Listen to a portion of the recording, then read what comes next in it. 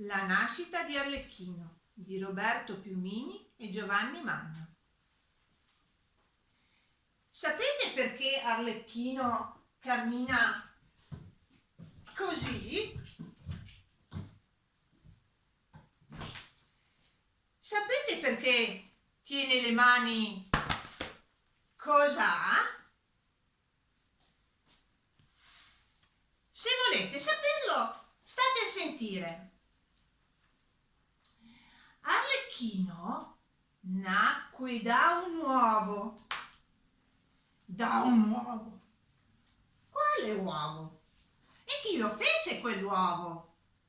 La gallina gigante? L'oca dell'arcobaleno? La tacchina? No, lo fece l'allegria, quella tua e quella mia. Come? Cosa? L'allegria fa le uova? Sicuro che le fa! Tanto è vero che quel giorno ne fece uno bello grosso e tondo, ma non proprio tondo, ma allungato. E dove lo fece? In un cespuglio di more. E chi lo covò quell'uovo? Non lo covò lei, perché l'allegria fa l'uovo e scappa via. Lo covarono il sole e la luna, il tempo e l'attesa, e quando fu il momento, l'uovo si ruppe e ne uscì Arlecchino. Già grande e pensante e parlante, perché così nascono gli arlecchini. Eccomi qua, disse, ma io chi sono? Nessuno gli rispose perché il sole, la luna, il silenzio e l'attesa sono silenziosi. Allora Arlecchino, per scoprire chi era, si guardò e vide di essere nudo, perché gli arlecchini, anche se nascono grandi, pensanti e parlanti, nascono nudi come tutti gli altri. Guarda, ma guarda, non ho niente addosso, disse Arlecchino. Niente, di niente, di niente. Siccome era mattino presto, il cespuglio di more era umido di rugiada. E Arlecchino sentì freddino. Non è vero che non ho niente, di niente. Un po' di freddo ce l'ho, anzi, un bel po'. E rideva, ma smise quasi subito, perché il freddo ammazza l'allegria. Arlecchino pensò che doveva trovarsi un vestito, ma andarsene in giro non voleva, perché fuori dal cespuglio l'aria era ancora più fredda che nel cespuglio. In quel momento vide arrivare un cardinale, tutto vestito di rosso, che leggeva un libro mattutino. Subito Arlecchino si nascose nel cespuglio, perché, siccome non aveva mai visto un cardinale, pensava che nemmeno il cardinale avesse mai visto un Arlecchino, e pensava che se l'avesse visto, si sarebbe spaventato. E pensava che un cardinale spaventato fosse la cosa più spaventosa che si potesse vedere. Così lui era lì, nascosto nel cespuglio di more, e il cardinale si avvicinava leggendo il suo libro. Ma Arlecchino accucciato pensò: un po' nascosto va bene, ma non troppo, perché sennò questo bel signore non si accorgerà nemmeno di me.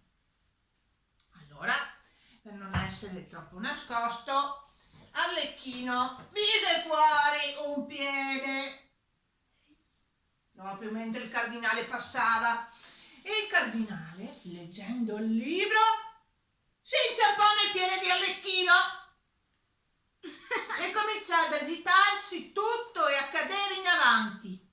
Arlecchino, per non farlo cadere, allungò un braccio e lo prese per il sotto della sottana.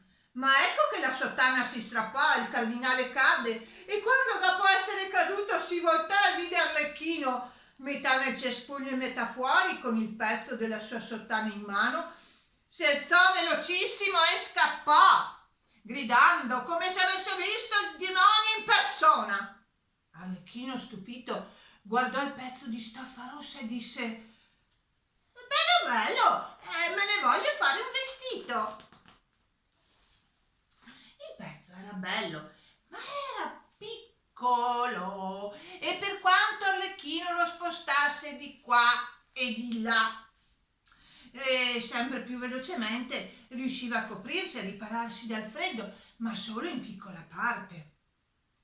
Dovrei averne un altro come questo, pensò Arlecchino, e proprio in quel momento vide arrivare un pompiere con un vestito verde. Là là!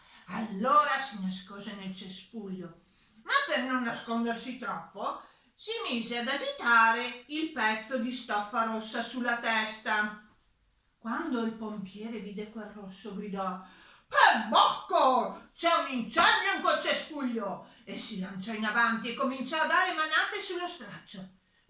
Pam pam pam! Ma sotto lo straccio c'era Arlecchino che mise una mano fuori e acchiappò il vestito del pompiere per tenerlo fermo. Il pompiere, che non aveva mai visto un incendio difendersi a quel modo, scappò via spaventato e la stoffa si ruppe e restò in mano ad Arlecchino, che cominciò a mettersela addosso insieme a quella rossa. Ma anche così non bastava. Arlecchino pensò: ci vorrebbero tante stoffe come questa. Però ho capito che il primo sistema funziona meglio del secondo. Così si nascose e quando vedeva venire qualcuno con un vestito, metteva fuori il piede e poi cercava di non farlo cadere e a tutti il vestito si strappava e poi tutti scappavano pensando che Arlecchino fosse un feroce brigante. Alla fine Arlecchino si trovò con il piede che gli faceva un po' male. Ecco perché per tutta la vita camminò in modo strano con i piedi in avanti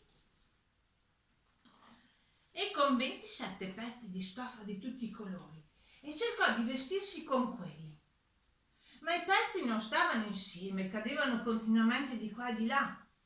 Bisogna che li faccia stare insieme, pensò Arlecchino, e siccome lì non c'era filo, né ago, né colla, né spago, cominciò a strapparsi un capello e lo infilò con pazienza in un buchino di un pezzo di stoffa e poi in un buchino dell'altro pezzo e poi fece un nodo e poi si strappò un altro capello e così via. E siccome Arlecchino aveva una pazienza che neanche ci possiamo immaginare, alla fine ebbe un vestito tutto di pezzi di stoffa che lo copriva dai piedi al collo e non gli faceva sentire più freddo. Ecco perché Arlecchino per tutta la sua vita porta in testa quello strano cappello per non prendere freddo alla testa e a causa dei pochi capelli che gli sono rimasti. Oh, che peccato, ma che peccato! Adesso non ho più freddo, però adesso ho il caldo e anche il vestito, 2 e più di 1. Come si vede, Arlecchino stava imparando da solo anche la matematica. Dopo quei pensieri matematici, Arlecchino pensò: sì, ok, però chi sono io? Perché bisogna sapere che Arlecchino non sapeva di essere Arlecchino e nemmeno di chiamarsi Arlecchino. Questo lo sappiamo solo noi. Era lì, nel suo cespuglio di mare, a pensare chi era e chi non era, quando gli venne un pensiero ancora più forte. Per la verità non era proprio un pensiero, ma una sensazione. Era una sensazione che stava un po' in bocca, ma soprattutto nella pancia. Era la fame! Ma solo noi sappiamo che era la fame, lui credeva che fosse un pensiero. Arlecchino provò a mangiare l'aria, ma non sapeva di niente, non si poteva masticare e non faceva passare la fame. Provò a mangiarsi la mano, ma sapeva di dolore. Arlecchino provò a cercare le more nel cespuglio, ma di more non ce n'era. Come non ci sono le more? Allora provò a mangiare le foglie, ma erano amare. Arlecchino pensò, aspetto che passi qualcuno, metto fuori il piede e provo a vedere se ha qualcosa per farmi passare questo brutto pensiero. Ma di lì nessuno passava, perché si diceva in giro che in quel cespuglio viveva un gran brigante. Allora Arlecchino si mise a fiutare il vento ed ecco che in tutti e due i buchi del naso gli entrò una notizia così buona, così deliziosa, così dolce, così invitante, che senza pensarci un momento uscì dal cespuglio e si mise a seguirla, alzando il naso di qua e di là. Cammina, finalmente arrivò vicino alla finestra di un fornaio. Quel richiamo squisito veniva proprio da lì. Arlecchino si affacciò e vide 10 tonde pagnotte e da ognuna di quelle si alzava una consolazione per il suo pensiero. Allora Arlecchino allungò la mano ed era già arrivato a sentire il calore di una pagnotta appena sfornata che qualcosa lo colpì sulla mano, mentre una voce gridava: "Vattene via, brutto ladro colorato! Via, brutto mostro rubapagnotte!" Saltando per il dolore della mano e anche un po' del piede, ricordate, Arlecchino scappò a rifugiarsi in un cespuglio quasi uguale a quello dove era nato e lì rimase, ripensando alla sua brutta avventura. Si vede che le pagnotte sono cose che non bisogna toccare, concluse Arlecchino. Ma adesso l'ho imparato. La fame aumentava. Così, quando poco dopo Arlecchino sentì un profumo diverso da quello delle pagnotte, ma altrettanto meraviglioso, si alzò e lo seguì muovendo il naso in su e in giù. Ed ecco arrivò alla finestra di una casa, da dove usciva quella delizia. Si affacciò, guardò e vide un piatto pieno di polpette appena fritte che sembravano dire tutte quante: "Prendici, Arlecchino!" Allora lui allungò l'altra mano, quella che non gli faceva male, e stava per prendere una di quelle polpette quando un colpo più duro del primo lo colpì e una voce infuriata strillò: "Bruttissimo mostro rubapolpette! Vattene via, malandrino ladrone!" Arlecchino, con la mano colpita sotto l'ascella come l'altra e zoppicando come sappiamo, fuggì. Ed ecco perché sempre si metteva ogni tanto le mani sotto le ascelle. Questa volta Arlecchino tornò fino al suo cespuglio di more, anche se sapeva che le more non c'erano. E si sentiva debole, quel pensiero lo uccideva. "Così devo morire, voglio morire dove sono nato", pensava il poveretto. "È vero, non avrò più la vita, però in cambio avrò la morte." Era lì a sera tardi, mezzo morto di fame, quando sentì un rumore di zoccoli e alzò la faccia e vide un carro tirato da un cavallo nero guidato da un uomo con un mantello nero. fatto il carro della morte, pensò Arlecchino. Adesso si fermerà e mi prenderanno. Ma nonostante lui non si nascondesse più, il carro passò vicino al cespuglio senza fermarsi. Nemmeno il carro della morte mi vuole, disse Arlecchino. Mi toccherà saltarci su da solo. Così, zoppicando, corse dietro il carro, si aggrappò, fece un salto e si mise dentro una gamba, aprendo la tenda nera.